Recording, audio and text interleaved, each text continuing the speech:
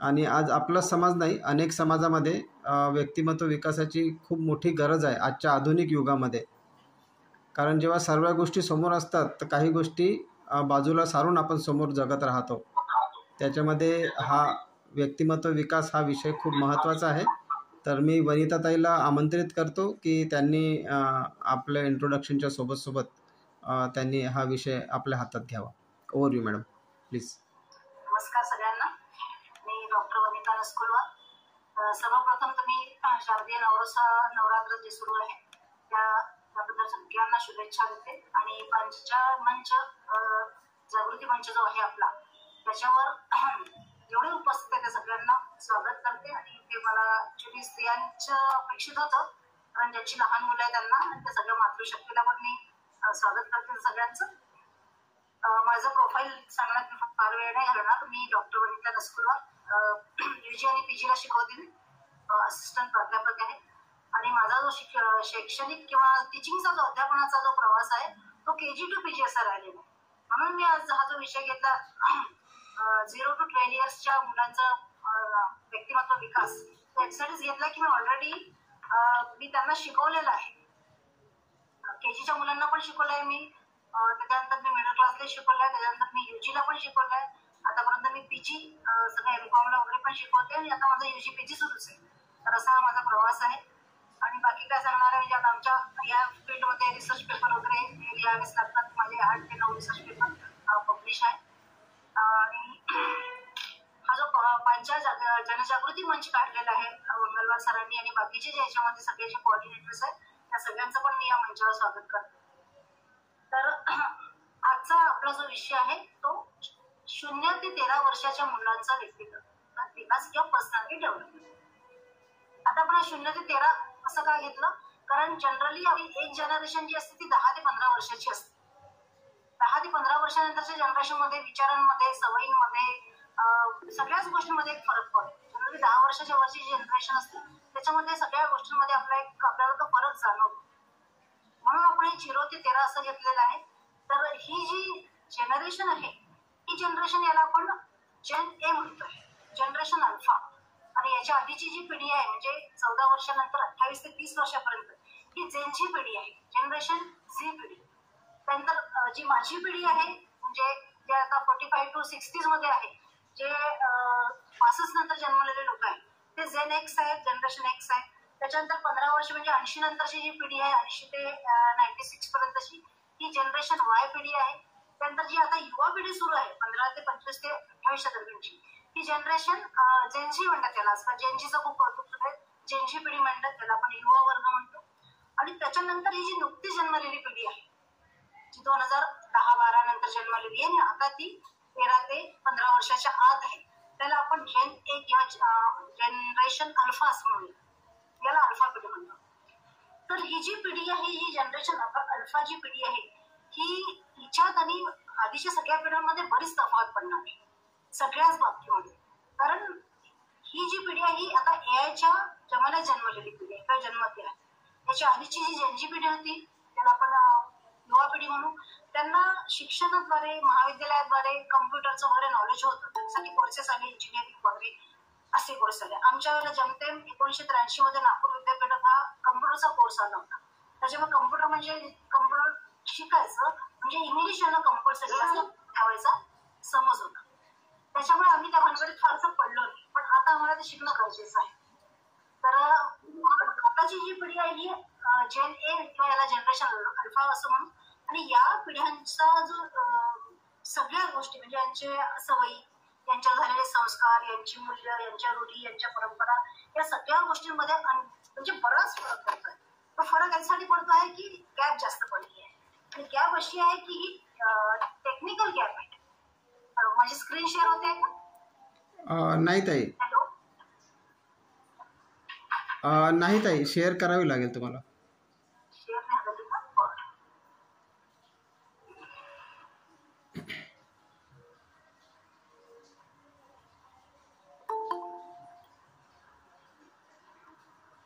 आता आली? नाही ना, आली नाही.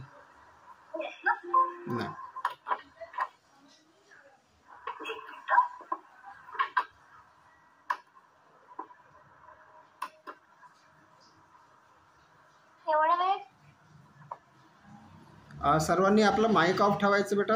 आणि बरेचशा लोकांना प्रश्न येतील, बरेचशा लोकांना काही कमी जास्त ऐकू येईल याच्यामुळे, वातावरणामुळे. मी रेकॉर्डिंग करतो आहे, यूट्यूबवर टाकणार, मग तुम्ही आरामशीर बघून घ्या. ठीक आहे. आणि ज्यांना प्रश्न येत असतील त्यांनी लिहून ठेवायचा. शेवट आपण प्रश्न उत्तरं विचारूया मॅडमला.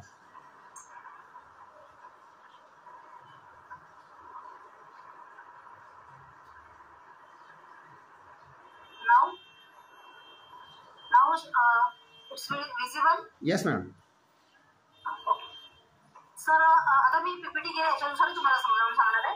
तर ही जी आताची जी पिढी आहे ही त्यांच्या वागणुकीत, त्यांच्या विचारात, त्यांच्या बिहेवियरमध्ये पूर्णपणे बदल आहे. कारण प्रत्येकच पिढी अशी म्हणते की आपणही म्हणतो आपल्या मुलांनी की आमच्या वेळेला असं नव्हतं. आणि या पिढ्याला दिवसेंदिवस जे मिळत आहे ते सगळं असं आधुनिक युगात मिळतं. पण ही जी नवीन पिढी जी आपण त्याच्याबद्दल बोलणार आहोत, 3 to 12 years, 0 to 12 बद्दल बोलण्यात अर्थ नाही. कारण मॅडम थोडंसं रिक्वेस्ट आहे, थोडं स्लो घ्यायला. ओके फास्ट होतं. हां. तर आपण याच्यामध्ये जो एजर ग्रुप घेतलाय तो 3 ते 12 घेतलाय. 0 ते 2 पर्यंतच्या ज्या मुलांच्या सवयी असतात त्या पूर्णपणे आई वडिलांवर डिपेंड असतात. 3 नंतरच त्या मुलांचं ऑब्झर्वेशन सुरू होतं किंवा निरीक्षण सुरू होतं. त्याच्यामुळे यांच्यावर आपल्याला फोकस करायचा आहे. तर 3 ते 5 मध्ये पण आपण फार काही बोलणार नाही, आपण 5 ते 12च्या दरम्यान बोलणार आहे. कारण 3 ते 4, 5 पर्यंत मुलं आई वडिलांच्या हाताखाली असतात, पण 4 नंतर आजकाल शाळेत जायला लागतात. त्याच्यामुळे त्यांच्या हॅबिट्सच्या ग्रूमिंग हॅबिट्स आहेत त्याच्यावर आपण जास्तीत जास्त फोकस करणार. मी तुम्हाला कंटेंट शेअर करते की आपण आज कशावर बोलणार आहोत. तर यांना आपल्याला काय शिकवायचं आहे, तर पर्सनल हायजीन. त्याच्यानंतर त्यांना एनकरेज क्लीननेस, म्हणजे त्यांना स्वच्छतेबद्दलची माहिती, hair and nail cares, healthy eating and daily sleep routine, ह्याच्यावर आपण बोलणार आहोत. स्किन केअर अँड क्लीनलीनेस, त्यानंतर make it fun and reward, then be a role model, encourage extracurricular activities like sports, music, etc. तर तुम्ही बघाल की आता आपण 3 ते 5-6 वर्षाच्या मुलांची आपण हॅबिट बघतोय सध्या. याच्यामध्ये आपण ही जी पिढी आहे, जसं की बोलली की ही जी पिढी आहे. मॅडम एक रिक्वेस्ट आहे, थोडं हे मोठं करून घ्याल, प्रेझेंटेशनवर टाका ना त्याला, म्हणजे कसं मोठं होईल तर हां मोबाईलवर बघणाऱ्यांना थोडंसं इझी जाईल. हां तिथून. ठीक आहे. Thank you madam. हां madam thank you. So now it's positive development tips for 3 to 12 years children. यांच्यासाठी आपण स्पेशली घेतोय. आणि डेव्हलपमेंट जे काय की यांना आपल्याला यांच्या आता सध्या करिअर बद्दल बोलायचं नाही, आपल्याला फक्त यांचे हॅबिट्स जे आहेत ते पूर्ण करायचे आहे, जेणेकरून यांची पर्सनॅलिटी आपोआपच डेव्हलप होत जाईल. ठीक आहे. आपले जे कंटेंट्स आहेत ते आहे, परत एकदा मी रिपीट करते. Personal hygiene, encourage clean dressing, hair and nail care, healthy eating and daily sleep routine, skin care and cleanliness, make it fun and rewarding. आता आजच्या मुलांसाठी या सगळ्या गोष्टी ज्या आहेत आपल्याला थोड्या वेगळ्या पद्धतीने घ्यायच्या आहे. म्हणून आपण जरी हे सगळं घेत असलो, आपण आपल्या मुलांच्या स्वच्छतेबद्दलची काळजी घेतो, आपण त्यांची केस नीट कापतो, आपण त्यांचे नख वेळच्या वेळी शाळेत असेल तर, नंतर आपण त्यांना जेवणाचं पण हेल्दी देत असतो, नो डाऊट. त्याच्यानंतर make it fun and rewarding हा थोडासा आजकालच्या पिढीसाठी वेगळा टॉपिक आहे. कारण ही जी पिढी आहे ही अत्यंत स्मार्ट पेशी आपण यांना म्हणू, आपण ही ओव्हर स्मार्ट पिढी आहे. सध्याची जी पिढी आहे ती ओव्हर स्मार्ट पिढी आहे. त्याचं कारण असं आहे की जनरली या मुलांचे जे आई वडील आहेत ते 25 ते 45 दरम्यानचे आहे, राईट. म्हणजे ही जी पिढी आहे ही जनरेशन वाय पिढी आहे. आणि ही पिढी ऑलरेडी हे सगळं शिकलेली आहे. कम्प्युटर यांना येतं, यांना टेक्निकल नॉलेज बरंच आहे. सध्याच्या ज्या आहे जनरली जॉब करणारे आहे, कम्प्युटर इंजिनियर्स असेल, जरी खेड्यात राहणार असेल तरी पण त्यांना कम्प्युटर किंवा मोबाईल, स्मार्टफोन चांगला हँडल करता येतो. तर हे सगळ्या मुलांना असल्यामुळे मुलांमध्ये येतं. पण ते थोड्याशा वेगळ्या पद्धतीने आपल्याला घ्यायचं आहे. कारण जनरेशनमध्ये प्रत्येक जनरेशन ही दिवसेंदिवस स्मार्ट होते आहे. त्याच्यामुळे आईवडिलांना पण त्यांच्यानुसार बदलावं लागतं. बदल हा सृष्टीचा नियम आहे आणि आपल्याला ते चेंजेस स्वतःमध्ये आधी घडवणं आवश्यक आहे. त्याच्यानंतर आपण ते मुलांमध्ये करू शकतो. त्यांच्यात बी अ रोल मॉडेल, आपल्याला असे त्यांना काही रोल मॉडेल दाखवायचे आहे, रोल मॉडेल्स म्हणा किंवा घरातले पण किंवा आपल्या गोष्टीतून.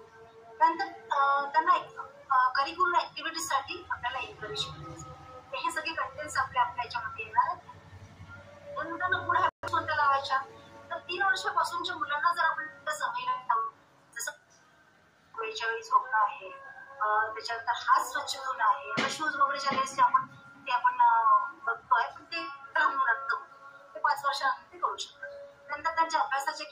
आंघोळीच्या वेळा आहे, आंघोळीचं नीट त्यांना आंघोळीचं महत्व समजून सांगणं की स्वच्छ राहणं का आवश्यक आहे, कचरा कसा नीट टाकणं आवश्यक आहे, या सगळ्या गोष्टी आपल्या गुड हॅबिट्स मध्ये आणि हे आपण त्यांना हे जर समजता एवढे घेतात. त्याच्यानंतर त्यांच्यावर संस्कार करताना आपल्या वयामध्ये जी पिढी होती आपल्या वेगळ्या पद्धतीचे संस्कार झाले. म्हणजे त्या काळात कम्प्युटर नव्हतंच, आमच्या वेळेस तर नव्हतं, आईवडिलांना फोन पण येत नव्हता आणि जनरली आमच्या पिढीच्या आईवडील फार काही शिकलेले पण नव्हते. म्हणजे काहींची असलेली 10वी ग्रॅज्युएट किंवा जॉब करणारे, पण सगळ्यांची नव्हती, गावाखेड्यात आलेली. तरी त्यांनी आमच्यावर संस्कार केले. म्हणजे ते शिकलेले नसल्यामुळे त्यांनी संस्कार केले अशातला भाग नाही. सगळे आईवडील आपल्या मुलांना चांगलं घडविण्याचा प्रयत्न करतात. तर आपले संस्कार कसे सुरू झाले ते म्हणजे वदनी कवळ घेता बसून तर शुभम करोती कल्याण असं आपल्या असायचं की सकाळी जेवायला बसलं की वदनी कवळ घेता हा श्लोक म्हणायचा. या श्लोकात पण खूप सुंदर असे ते मूल्य आपल्यामध्ये रुजवत होते, संस्कृतीचे मूल्य रुजवत होते. ते कसे तर जसं भूक लागलेली असताना पण छान सगळं गरम गरम अन्नाचं ताट समोर वाढलेलं आहे, पण तरी श्लोक म्हटल्याशिवाय जेवायचं नाही, ताटाला नमस्कार केल्याशिवाय जेवण सुरू करायचं नाही. तर त्याच्या मागचा उद्देश असा होता की नियंत्रण आणि संयम हा गुण त्याच्यामधून येत होता. ताट समोर वाढलेला आहे पण श्लोक म्हटल्याशिवाय जेवायचं नाही, कितीही भूक लागलेली असते. तर वदनी कवळ हा जो श्लोक होता हा आपल्याला संयम शिकवत होता, कंट्रोल शिकवत होता. याच्यात पण ते आपल्याला सगळं सांगायचे. त्याच्यानंतर शुभम करोती म्हटल्यानंतर पूर्वी अशी पद्धत होती की सांजवात झाली किंवा दिवाबत्ती झाली, दिवे लावले की सगळ्या मोठ्यांना नमस्कार करायचा. म्हणजे आमच्या आईने आम्हाला लहानपणी सांगितलं नमस्कार, आई वडील मोठे किंवा आजी आजोबाजी असेल दिवाबत्ती झाली की नमस्कार करायचा. याच्यामध्ये पण काय संस्कार होता तर मोठ्यांचा आदर करणं. म्हणजे ही मूल्य ती आपल्यामध्ये नकळत कुठलंही प्रशिक्षण न घेता आपले त्या सुद्धा हे प्रशिक्षण आपल्यामध्ये प्रशिक्षण म्हणण्याच्या मूल्य ही रुजवते, संस्कृती ती आपल्यामध्ये रुजवते. त्याच्यानंतर गोष्टी नाही माहिती आहे. त्याच्यानंतर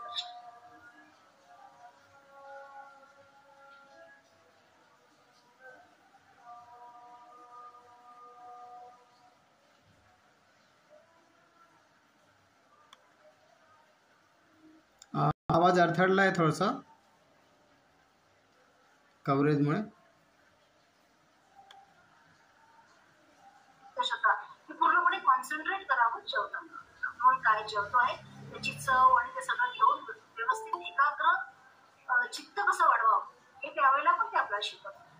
त्याच्यानंतर मोठ्याने बोलू नये, मोठ्यांशी पण मोठ्याने बोलू नये, आपण एक संस्कार ते आपल्याला शिकवायचे.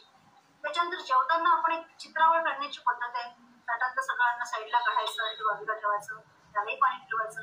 याच्यातून काय की आपल्या ताटाभोवताल काही मुंग्या जे काही जीवजंतू असेल किंवा काही असेल तर ते तृप्त व्हावे, त्याने ते खावं. त्याच्यातून ते आपल्याला भूतदया, प्राणीमात्रांवर दया हे सुद्धा शिकवायचे. या सगळ्या गोष्टी शिक्षण न घेतलेल्या आई वडील सुद्धा शिकवायचे. त्याच्यानंतर आमची पिढी जी आहे जेन एक्स पिढी, ती आम्ही आमच्या मुलांना किंवा आपल्यापैकी बऱ्याच जणांची मुलं इंजिनियर आहे, डॉक्टर आहे, वेगवेगळ्या क्षेत्रात आहे, ग्रॅज्युएट आहे, पोस्ट ग्रॅज्युएट आहे, आपण त्यांना पण त्यांच्या पद्धतीने शिकवलं. आपण केलेले संस्कार अजून वेगळे होते.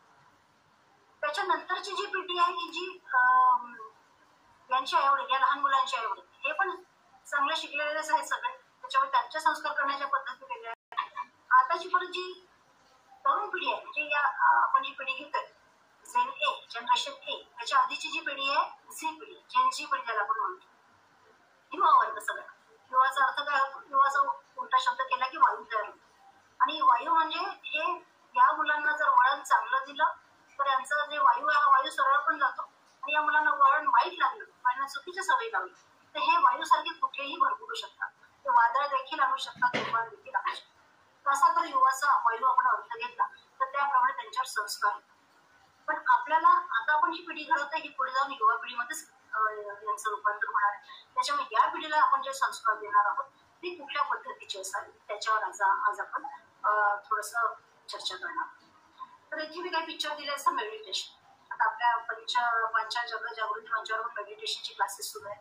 मेडिटेशनची सवय पण मुलांना जर आपण लहानपणापासून लावली तर आता यांना एकाग्रता वाढवण्यासाठी मेडिटेशनची गरज आहे.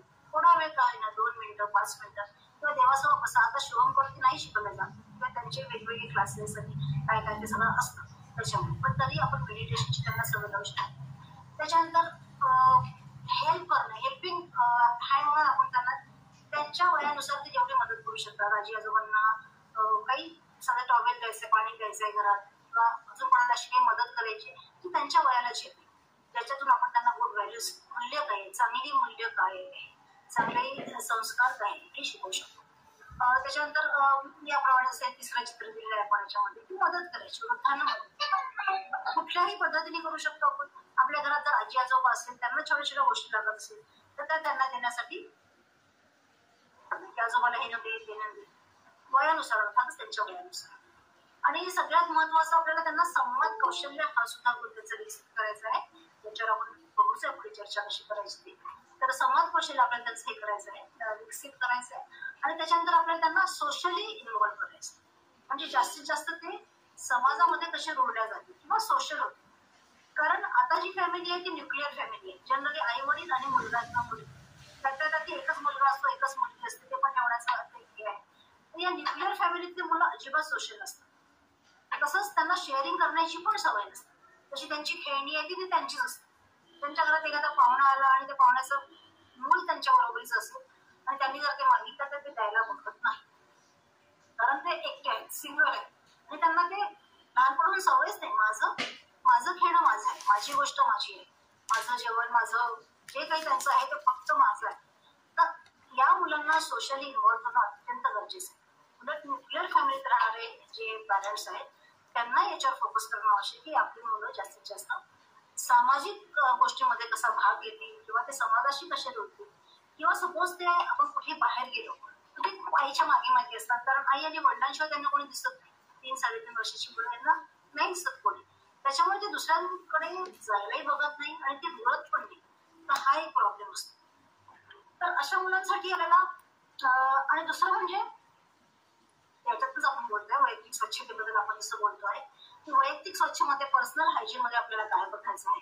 तर त्यांना हँडवॉश करणं, ब्रश करणं असं काय होतं.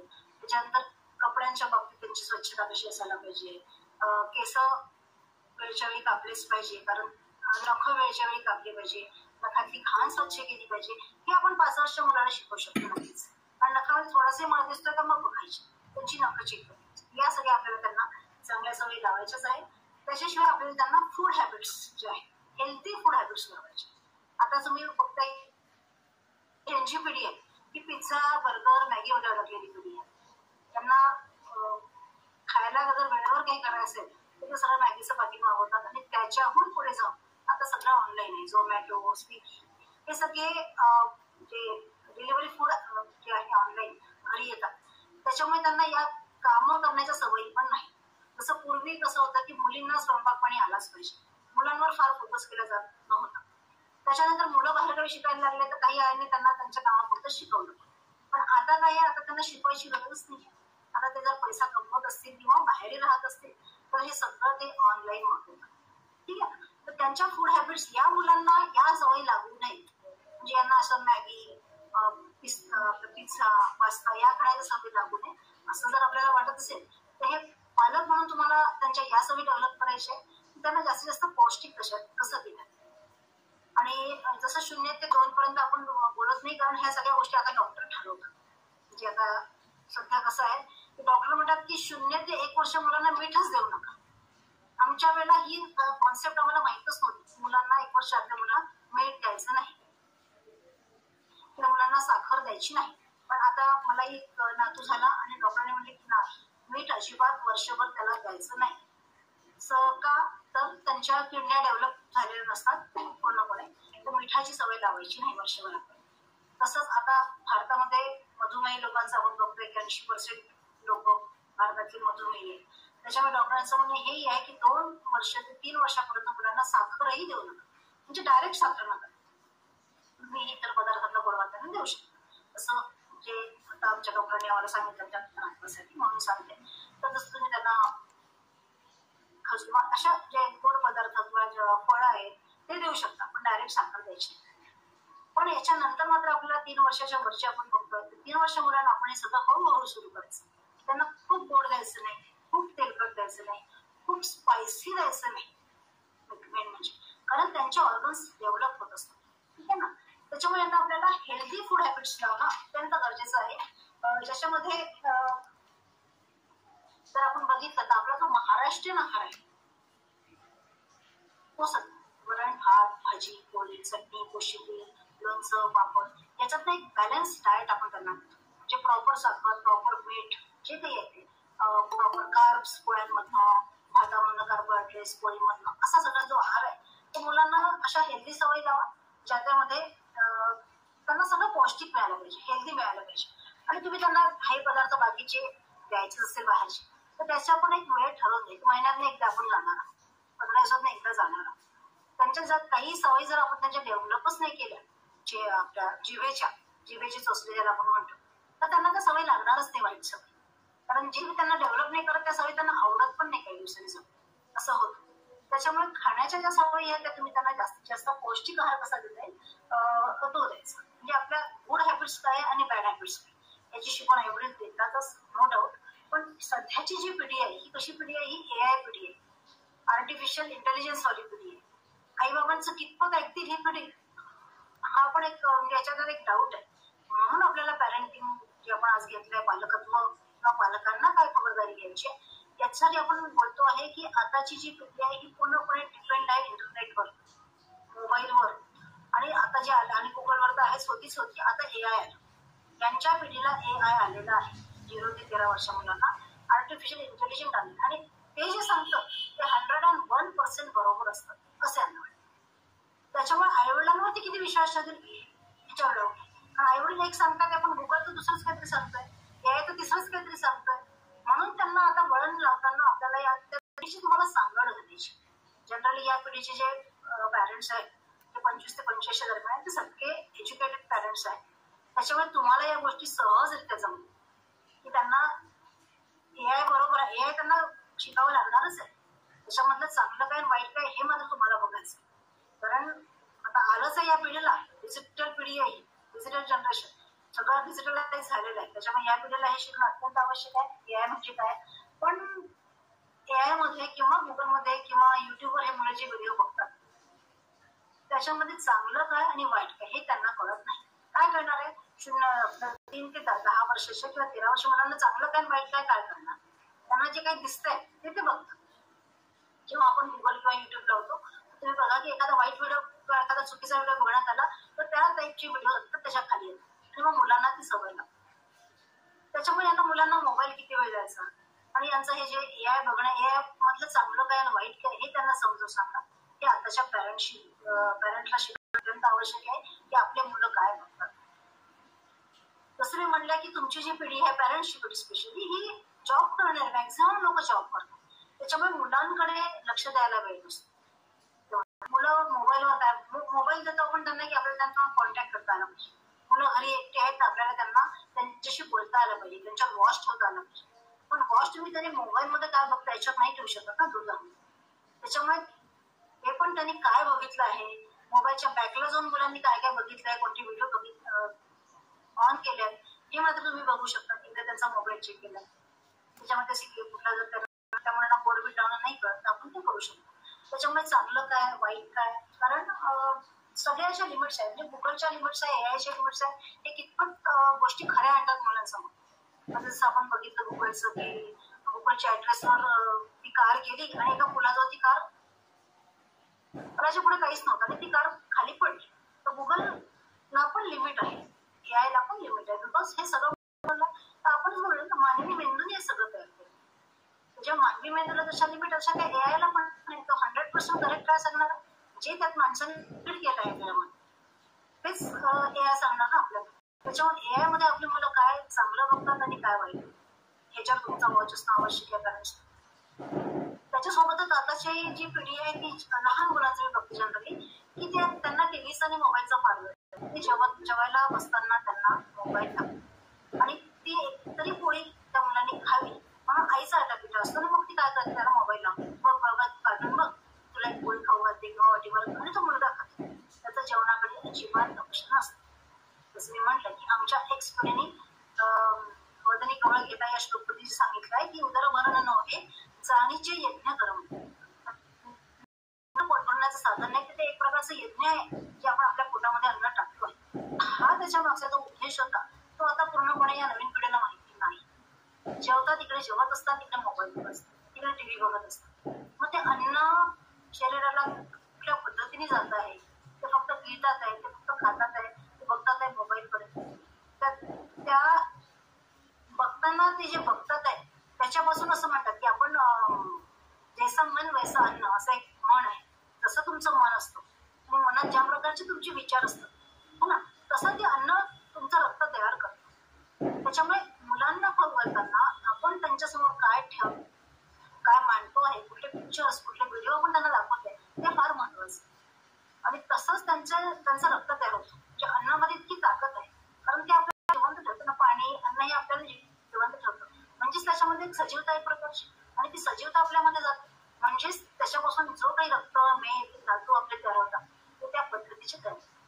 एखादा अँगरचा, एखादा रागीट किंवा एखादा चिडक्या मुलाचा जर व्हिडिओ बघत असेल तर जेवल्यानंतर त्याच्या रक्तात तसंच चीड राग तयार होतो. आणि मग एखादी आजकालची मुलं बघा तुम्ही त्यांना व्हिडिओ किंवा मोबाईल बघू नाही दिला तर ते काय करतात, चिडचिड करतात, रागवतात, फेकफाक करतात, या सगळ्या गोष्टी करतात. मला माहिती आहे की आता जे 3 ते 5 वर्षे मुलांचे आई बाबा आहेत त्यांना ही गोष्ट चांगल्या माहिती आहे की मुलं किती चिडचिड करतात, राग करतात त्यांना एखादी गोष्ट दिली. तर हे पण चुकीचं आहे. यासोबत या चांगल्या आणि वाईट सवयी होतात. आणि हे एआयचं जे महत्व मी तुम्हाला सांगितलं की एआय जेवढं चांगलं आहे तेवढंच वाईट आहे. याचे काही चांगले म्हणजे पॉझिटिव्ह आणि निगेटिव्ह दोन्ही प्रकारचं तुम्हाला हे करतं. तर एआय मध्ये किंवा मुलांना तुम्ही जे व्हिडिओ दाखवता किंवा मुलांना जो मोबाईल देता तर त्यांनी काय बघावं याच्यावर मात्र तुमचे बंधन असते. जे शैक्षणिक व्हिडिओ त्याचे आपण जर पॉझिटिव्ह सकारात्मक फायदे बघितले तर त्याच्यामध्ये एज्युकेशनल व्हिडिओ खूप छान पद्धतीचे आहेत. त्याच्यामध्ये अगदी लहान मुलांसाठी खेळणं किंवा पझल्स ते पिक्चरद्वारे दाखवतात किंवा हसत हसत एखाद्या गोष्टी शेअर करणं, स्माइलिंग करत कम्युनिकेशनचे व्हिडिओ आहे, शैक्षणिक व्हिडिओ आहे किंवा असे प्लेइंग जे गेम्स असतात खेळता खेळता ते काही शिकू शकतात.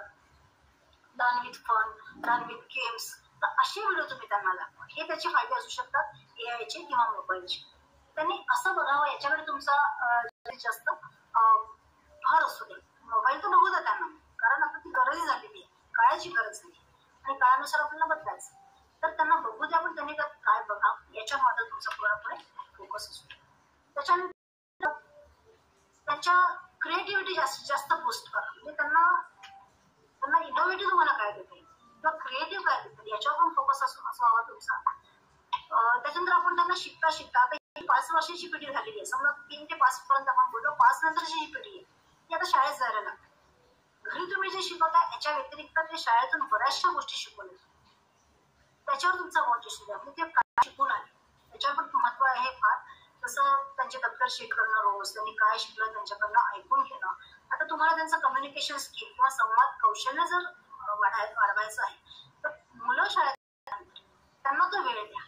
काय शिकवलं, काय शिकले, तुझे फ्रेंड किती आहे, कुठल्या फ्रेंडने काय म्हटलं, काय दिलं. कारण खूपदा असं मुलं तिथे बऱ्याचशा निगेटिव्ह गोष्टी शिकतात किंवा काही टीचर थोड्याशा रागीट असेल समजा किंवा काही असेल, आपल्या मुलांना काही असा मानसिक छोटासा का होईना पण मानसिक त्रास होतो का हे बघा. कारण हे 5 वर्षांच्या मुलाचा जो मेंदू असतो तो अत्यंत नाजूक आणि कोवळा असतो. तर वाईट गोष्टींचा परिणाम फार लवकर होतो.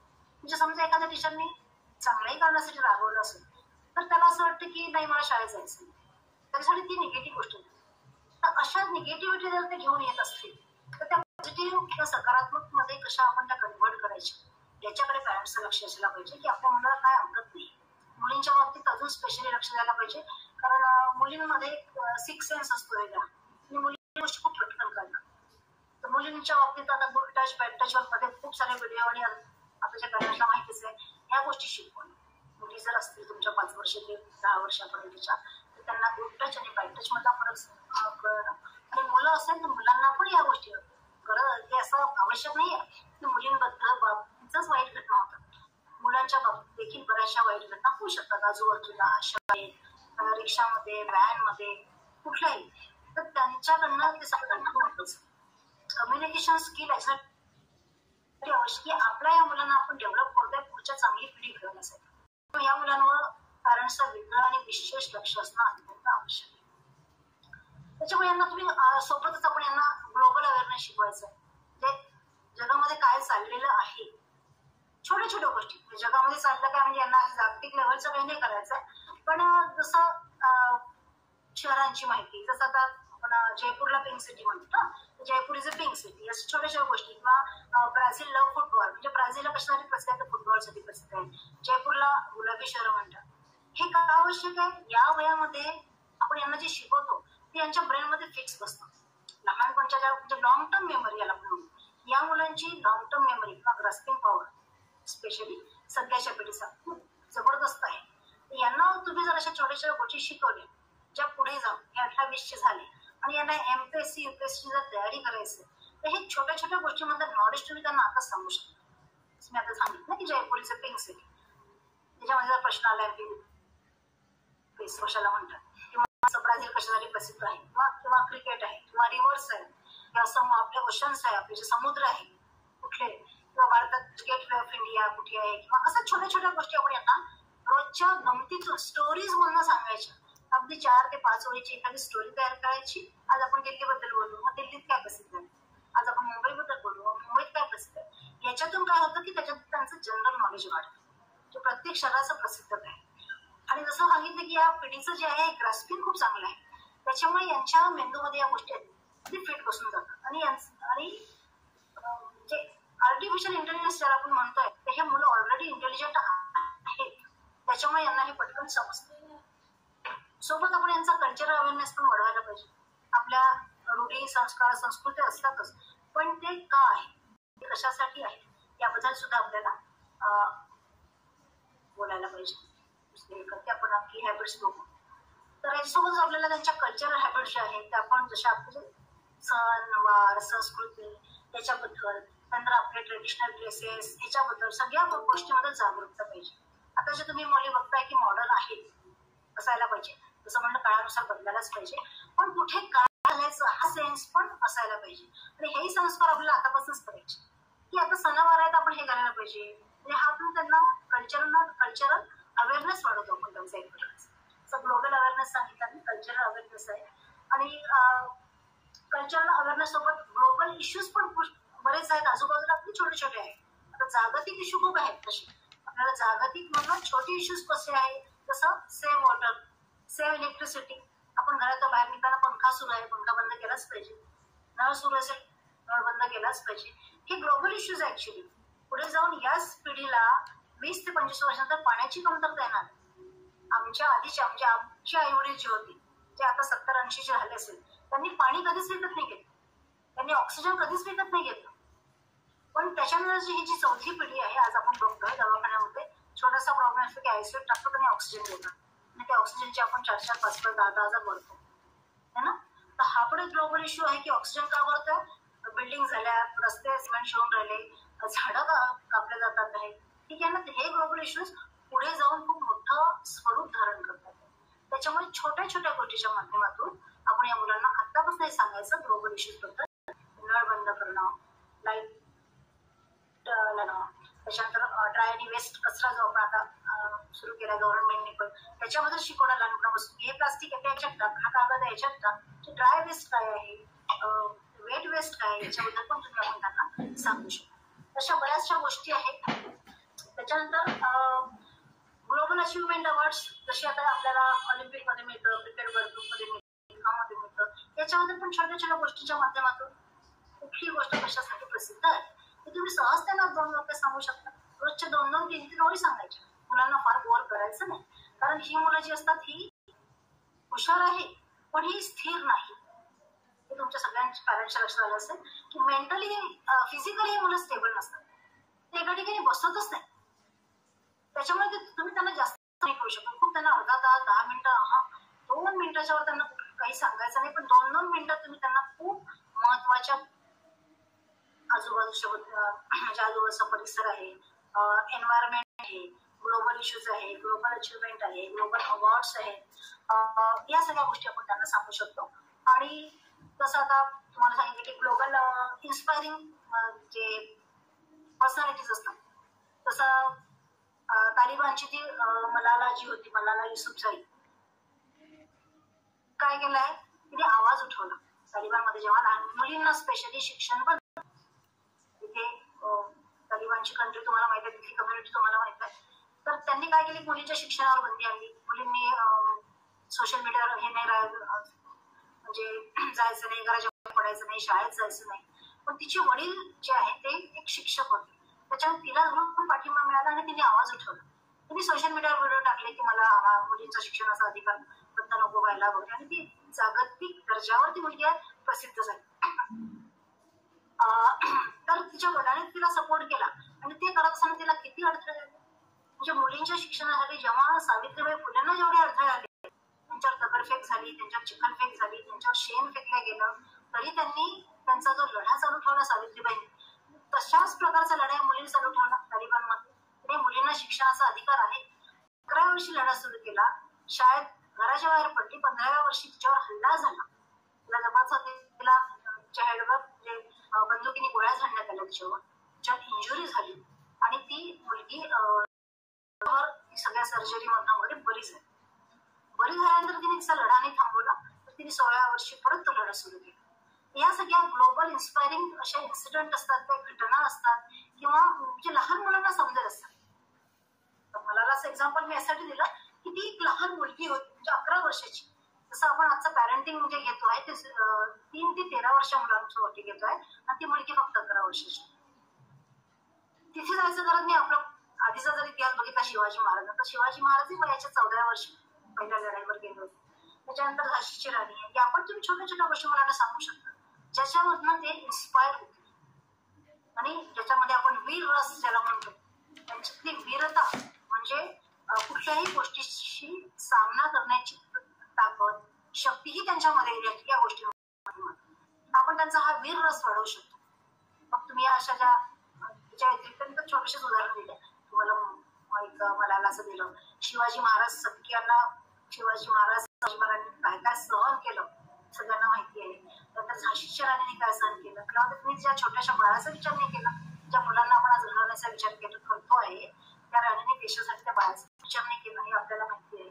नंतर बाकीचे उदाहरण आहेत, भगतसिंग, राजगुरू हे ते आपले स्वातंत्र्य सेनानी आहे, आपले लीडर्स आहेत, आपले असे बरेचसे लोक आहेत ज्यांना आपण ज्यांचे इन्स्पायरिंग स्टोरीज मुलांना सांगू शकतो आणि त्यांच्यावर आपण असा एक प्रकारचा फोकस करू शकतो. त्यानंतर आपण इथे बघतोय क्युरियोसिटी अँड लर्निंग फेज. ही जी पिढी आहे 3 वर्षानंतर जवळजवळ 10 वर्षापर्यंतची जी मुलं पिढी आहे, त्यांना तुम्ही त्यांना प्रश्न विचारू द्या आणि प्रश्न पडतातच आहे मुलांना, हे का, हे असं का करायचं. तर तुम्ही त्यांना म्हणले की संध्याकाळी 6 बाराच्यावर जायचं नाही, का नाही जायचं, ठीक आहे ना, तर प्रश्न पडू द्या त्यांना. जेवढे त्यांना प्रश्न पडतील जेवढे त्याची तुम्ही समर्पक उत्तरं देतील, काहीही उत्तरं द्यायची नाही की पुढे जाऊन 10 वर्षाचा मुलगा 16 वर्षात आईने तुम्हाला तेव्हा हे सांगितलं होतं म्हणजे आपण त्याची खोटं बोललो होतो असं त्याला वाटेल ना. अशी उत्तरं द्या, त्यांना एनकरेज करा, त्यांच्या त्या प्रश्नांना प्रश्न येऊ द्या त्यांचे. कारण या मुलामध्ये क्युरियोसिटी प्रत्येक गोष्टीची. तर खेळणं दिलं तुम्ही 3-4 वर्ष मुलांना उघडून बघ, ते आपण ज्याला सत्यानाश केलं असं म्हणतो, म्हणजे त्यांचा सत्यानाश करणं नसतं ऍक्च्युली, त्यांना क्युरियोसिटी असते की अशा आतमध्ये काय. तुम्ही परत त्यांना जोडून दिलं तर त्याला तो आनंद मिळेल. या प्रकारची क्युरियोसिटी तुम्ही त्यांची काय करू शकता, जास्तीत जास्त चेंज करू शकता. त्याच्यानंतर यांना डायव्हर्ट करण्यासाठी अजून आपण काय करू शकतो या मुलांना, तर यांच्या वयानुसार provide age appropriate books and education code games to sharpen their mind.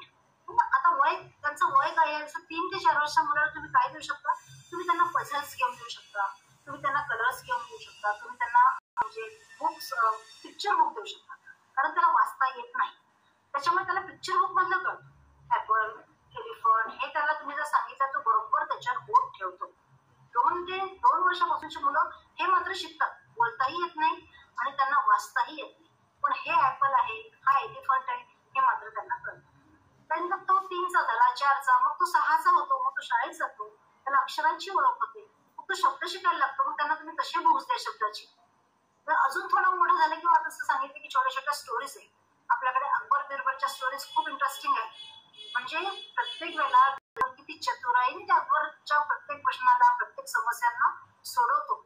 आमच्या वेळेला तरी चालू आणि अकबर बिरबल या स्टोरीज आम्ही वाचलेल्या आहेत लहानपणी. त्याच्यानंतर विक्रम मेहता, ठीक आहे ना, पण याच्यातही खूप काही शिकण्यासारखं होतं. पण आताच्या मुलांसाठी हे नाही, पण बऱ्याचशा गोष्टी अवेलेबल आहे. आता ही पिढी नेटिझन्स म्हणजे बॉर्नली नेटिझन पिढी आहे, जन्मताच हे सगळे शिकून आले, आईच्या पोटात शिकून आले. आई आई या वयाच्या मुलांची जी आई आहे ती प्रेग्नन्सी भरपूर वेळा मोबाईल बघितलेला आहे. 12 वाजेपर्यंत ती पण मोबाईलवर जागी आहे. आणि जसं आपल्या महाभारतातली स्टोरी आहे ना की सुभद्रा अभिमन्यू जो आहे, अभिमन्यूने आईच्या पोटामध्ये चक्रव्यूहामध्ये एंट्री कशी घ्यायची हे शिकला तो. कारण ते बाहेरून कृष्ण अर्जुन त्याची जी नीती सुरू होती तर तिने ती स्टोरी ऐकली आणि ती झोपी गेली आणि बाहेर कसं पडायचं हे तो ऐकू नाही शकतो. तुमच्या मुलाच्या बाबतीत होत आहे कारण बऱ्याचशा गोष्टी हे तुमच्या हे लक्षात घ्या. त्याच्यामुळे त्यांची क्युरिओसिटी खूप जबरदस्त आहे. ते खूप जास्त इंटेलिजंट आहे आणि ते तुमच्या 10 पावलं पुढे आहे. 2 पावलं नाही 10 पावलं पुढे आहे. म्हणजे जरी आपली पिढी आहे तुमच्यापेक्षा, तुमचीच मुलं जरी असली तरी तुमच्यापेक्षा 10 पावलं पुढे आहे. कारण त्यांनी वेगळ्या एन्व्हायरमेंटमध्ये जन्म घेतला की आताचं जे एन्व्हायरमेंट आहे ते पूर्ण डिजिटलाइज झालेलं आहे. सध्याच्या सरकारने सगळं डिजिटलायझेशन केलेलं आहे. त्याच्यामुळे यांना हे सगळं येतं. ही थोडी स्मार्ट नाही तर ही ओव्हर स्मार्ट. त्याच्यामुळे यांना पुस्तकं कुठली द्यायची, यांना गेम्स कुठले घेऊन द्यायचे याच्यावर पण तुम्ही बारकाईने लक्ष द्यायला पाहिजे, ज्याच्यातून तो काहीतरी चांगलं शिकला पाहिजे. तर प्रत्येक गोष्टीतून आपली मुलं काय चांगलं शिकतील याच्यावर आपण फोकस करायला पाहिजे. आता इथे बघा एक बुद्धिबळाचं चित्र आहे. भले 5 ते 6 वर्ष मुलाला बुद्धिबळाचं काही समजत नसेल पण बसवा त्याला, हळूहळू तो शार्प होत जाईल. आपल्याकडे दिव्या देशमुख ग्रँड मास्टर झाले आता है ना, किती कमी वयात झाली ती ग्रँड मास्टर. तर लहानपणापासून तिला हे बाळकडून मिळालं तेव्हाच तिने आज एवढा मोठा अवॉर्ड जिंकलाय है ना. तर हे जे बाळकडू आहे हे बाळकडू तुम्हाला तुमच्या बाळांना द्यायचं आहे. त्यांना काय दिलं तर तुमची जी नेक्स्ट जनरेशन आहे ती इतक्या चांगल्या पद्धतीने तयार होईल, त्यांना तुमच्याबद्दल रिस्पेक्टेड राहील, ते सगळं शिकलेले पण असतील आणि त्या स्पेशली ते कुठल्याही वाईट सवयींना बळी पडणार नाही. याच्यावर मात्र आपल्याला फोकस करायचा आहे. कारण घराच्या बाहेर आपण कितीही संस्कार केले तरी आता कॉलेजमध्ये गेल्यानंतर मुलांना त्यांचं फ्रेंड सर्कल कसं मिळतं हे खूप डिपेंड करतं. याच्यावर त्यांचं पुढचं वळण डिपेंड करतं, याच्यावर त्यांचा पुढचा मार्ग डिपेंड करतो. त्याच्यामुळे देताना बाळकडून आपण असं वाजायचं की ते डायव्हर्ट झालेच नाही पाहिजे. तर त्यांच्या माइंडमध्ये तुम्ही त्यांना त्यांच्या पुस्तकांबद्दल, गेम्सबद्दल, बाकी गोष्टी, बाकी गुड व्हॅल्यूज काय आहे, bad values, good habits, bad habits याच्यातला सगळा फरक तुम्हाला सांगतात. सोबतच या मुलांचं जे ऑब्झर्वेशन स्किल आहे, अगदी हे ऑब्झर्वेशन स्किल तर मी तर म्हणते की अगदी 6 महिन्याच्या बाळापासून यांच्यामध्ये हे स्किल खूप जबरदस्त असतं. जे बघतात तसंच करतात. अगदी तुम्ही 6 महिन्याचं बाळाला तुम्ही हो करा, जीप काढून दाखवा, ते पण जीप काढतात.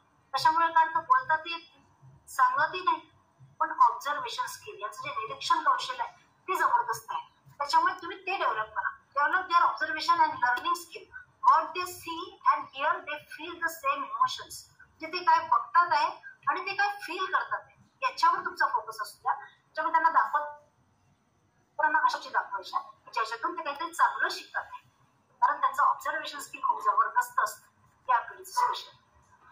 त्याच्यानंतर developing positive mindset help children in facing challenges with optimism. म्हणजे त्यांना त्यांचा माइंडसेट असा करा म्हणजे पॉझिटिव्ह सकारात्मकच त्यांनी विचार केला पाहिजे. कारण पुढे जाऊन त्यांना जे प्रॉब्लेम फेस करायचे आहे ते त्यांचे होपफुली असले पाहिजे. नर्वसनेस, निराश होऊ नये मुलांना. आता मी आजच्याच पेपरची बातमी आहे. MBBSला ऍडमिशन घेतलेल्या मुलांनी आत्महत्या केली. ऍडमिशन झालेली होती आणि त्याला आज जमतेन जायचं होतं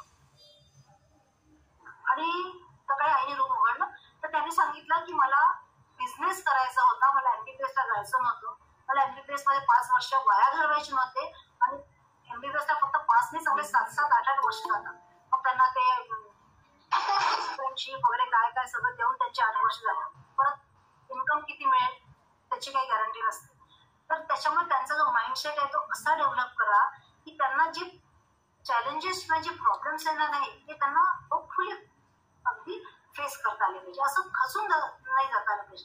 आईवडील तेवढा त्यांना लहानपणापासून सगळ्या गोष्टी प्रोव्हाइड करतात. जे प्रत्येकच आईवडील जे आहे आपण बघतो की त्यांच्या ऐपतीपेक्षा ते खूप जास्त येतात.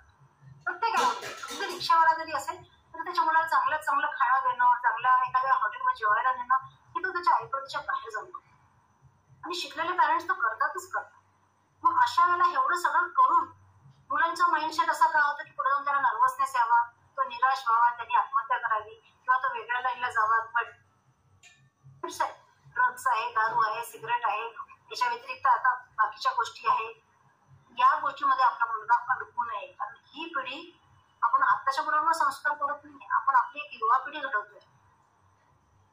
तुम्ही म्हटलं की युवा म्हणजे वायू, युवाच्या उलट वायू होतं.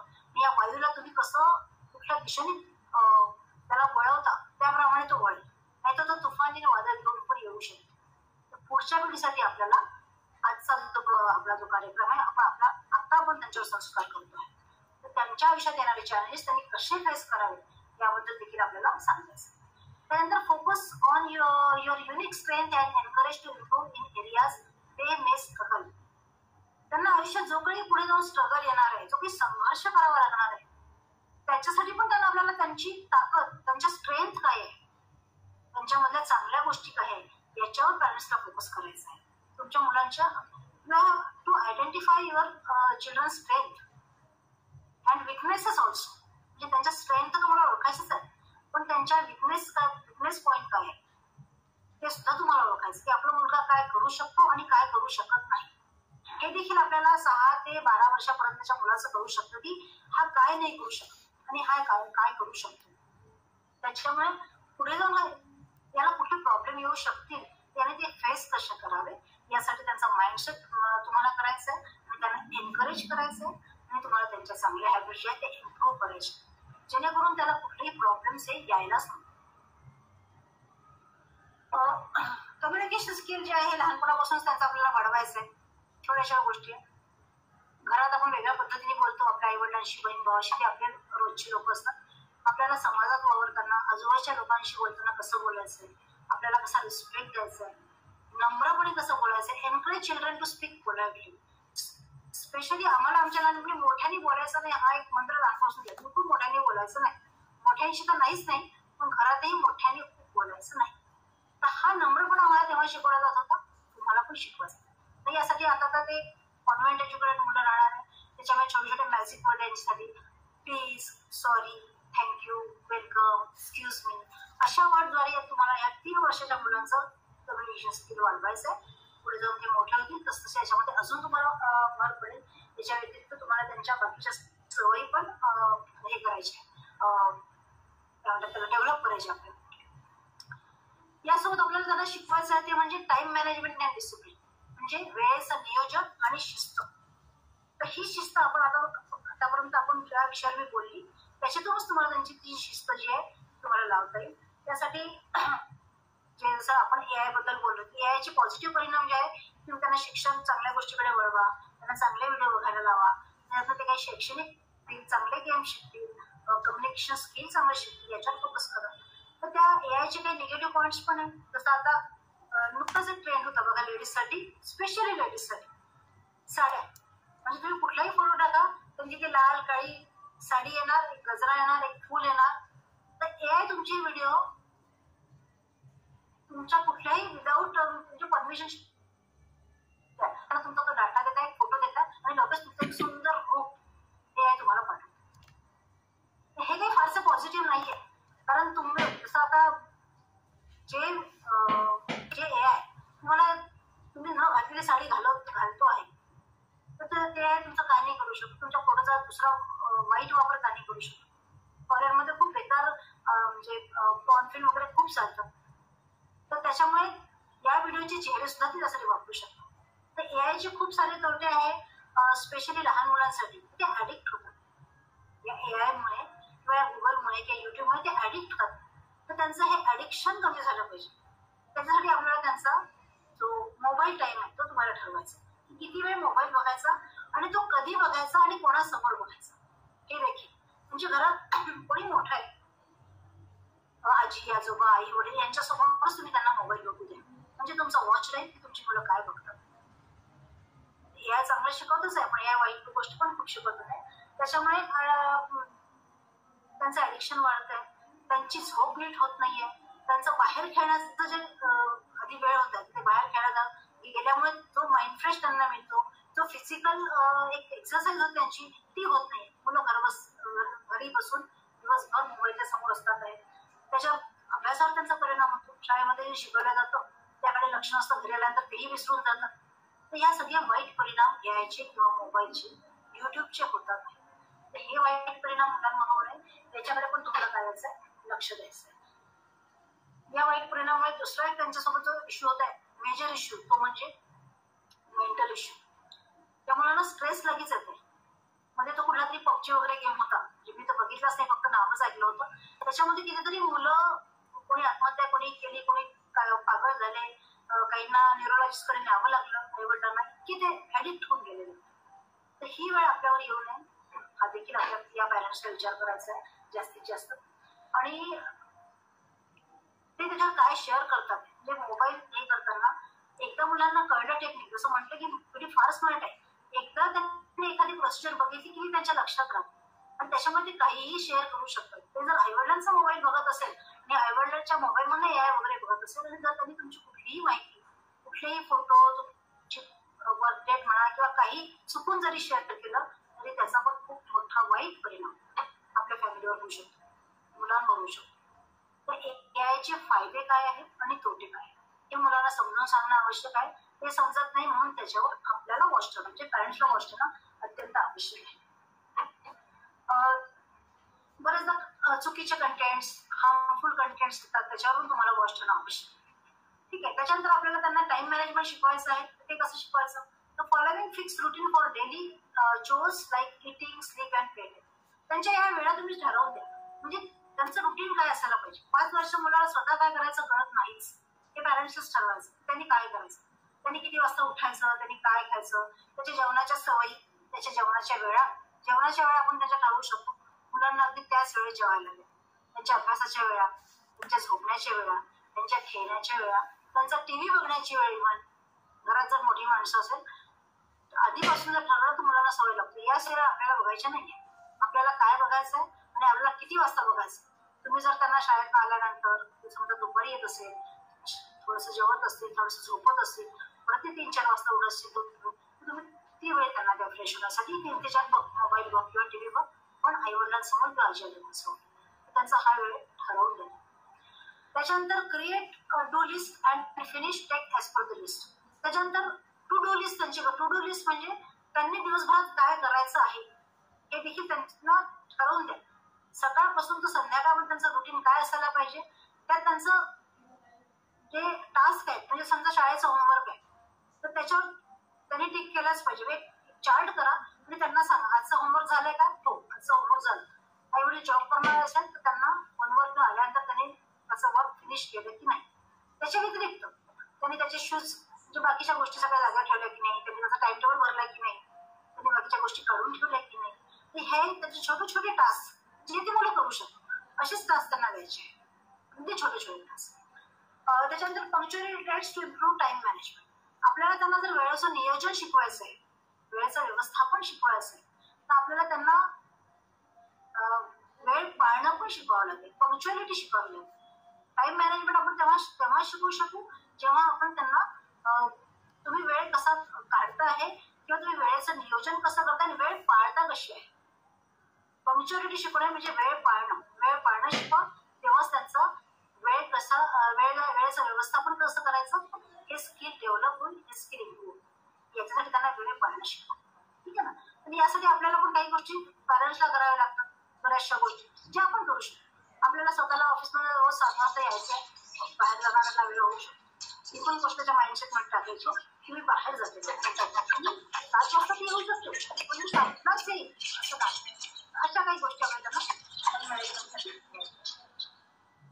त्याच्यानंतर being neat and clean, keeping books designated place. आता या पण छोटे छोटे सवयी आहेत. नीट राहणं, स्वच्छ राहणं, त्यांची जी पुस्तकं आहेत ती त्याच्या जागेवर ठेवणं. टॉईस खेळायचे पण ते व्यवस्थित बास्केटमध्ये बॅगमध्ये परत खेळायला झाली की भरून ठेवायचे, त्याच्या प्रॉपर प्लेसवर ठेवायचे. त्याच्यानंतर पुस्तक आहे, शूज आहे, सकाळी उठून शाळेत जायचं आहे मग दप्तर भरून ठेवणं आहे, शूज पॉलिश करणं आहे, शूज जागेवर ठेवणं आहे, शाळेतनं आल्यानंतर परत शूज जागेवर ठेवणं, दप्तर जागेवर ठेवणं, म्हणजे जाताना येताना कुठल्या गोष्टी करायच्या या सगळ्या गोष्टी आपल्याला त्यांना शिकवायच्या. याच्यातून आपण त्यांना शिस्त पण लावू शकतो आणि टाइम मॅनेजमेंट पण शिकवू शकतो. याच्या व्यतिरिक्त तुम्ही त्यांना बऱ्याचशा गोष्टी खेळताना तुम्ही त्यांना मेमरी टेक्निक कशा वाढवायच्या, माइंडसेट वाढवतोय आपण त्यांचा, तर त्यांच्या मेमरी टेक्निक कशा वाढवायच्या, तर खूप छोटे छोटे गेम्स म्हणून आपण त्यांच्या वाढवू शकतो. जसं तुम्ही त्यांच्यासमोर अशा 5 वस्तू ठेवा, म्हणजे 6-5 वर्षांनंतर आपण या मुलं पूर्ण करू शकतो. एक पुस्तक आहे, एक पेन आहे, एखादं त्याच्यानंतर छोटीशी कार आहे, अशा 5 वस्तू ठेवा, एकच मिनिट ठेवा आणि त्या बाजूला ठेवून द्या. मग त्याला विचारा आपण आता काय काय बघितलं. हे त्यांच्या छोट्या छोट्या गोष्टीतून तुम्ही त्याच्या मेमरी टेक्निक्स त्यांना शिकवा आणि त्यांची मेमरी जास्तीत जास्त कशी डेव्हलप करता येईल याच्यावर फोकस करू शकता, अगदी छोट्या छोट्या गोष्टींना. त्यानंतर लिहिता वाचता आलं की मग काही शब्द लिहिणं आहे किंवा एखाद्या गोष्टी, एखादं नावं लिहिणं, शाळेतल्या मुलांची नावं, शाळेतल्या मुलांची नावं पाठ करून याच्यातून पण आपण त्याची मेमरी वाढवू शकतो. एकदम अभ्यास द्यायचा, एकदम उत्तरं पाठ करायला लावायची, हे शक्य नाही होत सगळं. पण त्यांना काय आवडतं त्याप्रमाणे. जसं मुलं पोएम नको शिकतात ना, असं ट्विंकल ट्विंकल लिटिल स्टार पटकन लिहितात, एखाद्या पिक्चरचं गाणं पण त्यांचं अख्खं गाणं त्यांचं पाठवून जातं. तर रायमिंग याच्यामध्ये आपण जर त्यांना एखादं टास्क दिलं तर ते लवकर पाठ करू शकतात. या छोट्या मुलांच्या मेमरी टेक्निक्स मोठ्यांच्या वेगळ्याच राहणार आहेत. पण या छोट्या मुलांच्या गेम्सच्या माध्यमातून, खेळण्याच्या माध्यमातून, रायटिंगच्या माध्यमातून, जे वेगवेगळे गेम्स येतात किंवा पझल्स येतात, याच्या माध्यमातून तुम्ही त्यांना शिकवू शकता. या पद्धतीने आपण त्यांचे जे मेमरी टेक्निक्स आहेत त्या सगळ्या आपण वाढवू शकतो. तर याशी आपली आजची ही होती. तुम्हाला याच्या व्यतिरिक्त काही प्रश्न विचारायचे असेल? ताई खूप खूप धन्यवाद. आपण खूप छान माहिती दिली. माझं जे स्वप्न होतं या उपक्रमाला घेऊन, त्याची पहिली सुरुवात खरी पाहता आज झाली अशी मला वाटते. कारण संयुक्त परिवार एक आवडली की नाही, विषय आवडली का सगळ्यांना? खूप खूप आवडले. मी विचारतो, मी थोडंसं क्लिअर करतो थोडासा विषय. बरेचसे पॅरेंट्सला असं वाटलं असेल, 2 गोष्टी वाटल्या असतील. एकाला वाटलं असेल, अरे बाप रे, इतकं करावं लागतं का एका पॅरेंटला. मी तर म्हणतो लग्न करायच्या आधीचा हा प्रश्न होता. लग्न झाल्यानंतर तर करावंच लागेल. जर तुम्हाला तुमच्या बाळाकडून जर स्वप्न असेल, संयुक्त परिवार एक विषय छेडण्यात आला होता काही दिवस आधी एका ग्रुपवर, तर त्याची नीव जे आहे ना, ते लग्नाआधीच घडली पाहिजे. आणि तो विषय पण आपण घेऊन येणार आहोत, ताईच्या माध्यमातूनच आणूया. कारण हे 15 वर्ष म्हणजे पॅरेंट जे करू शकतात आपल्या मुलांसोबत, पॅरेंट जे घडवू शकतात आपल्या मुलांसोबत, त्या गोष्टीवर आज आपण चर्चा केली. आणि खूप सविस्तर लिस्ट आहे, मी व्हिडिओ बनवलेला आहे, लोकांना समजेल. याच्यावर आपण चर्चा पण ठेवणार आहोत अलग एक्स्ट्रा.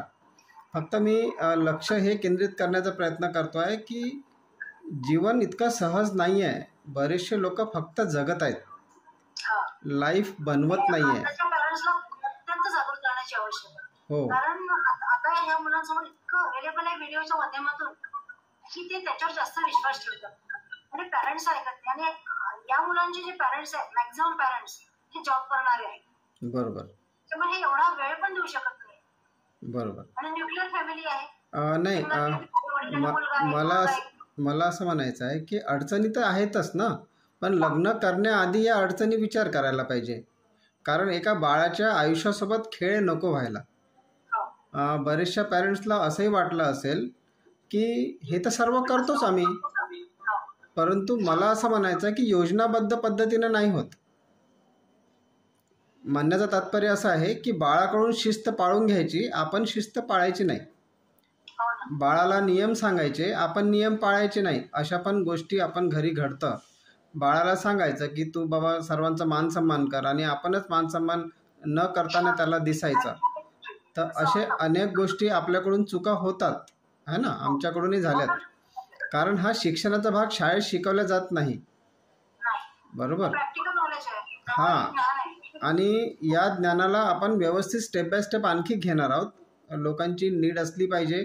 बरेचसे लोक आपल्या व्यवसायात गुंतलेले आहेत, आपल्या नोकरी पाणीमध्ये गुंतलेले आहेत, ठीक आहे.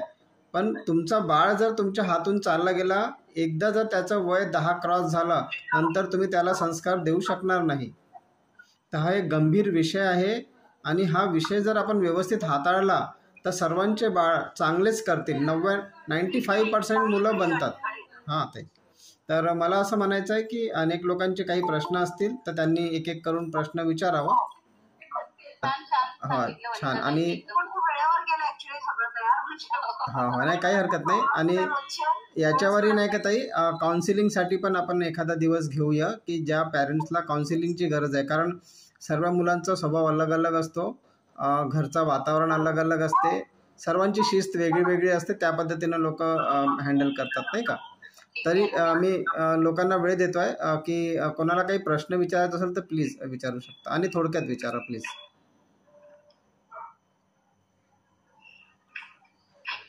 सुधीर भाऊ, तुम्हाला काही बोलायचं आहे आजच्या कार्यक्रमावर प्लीज.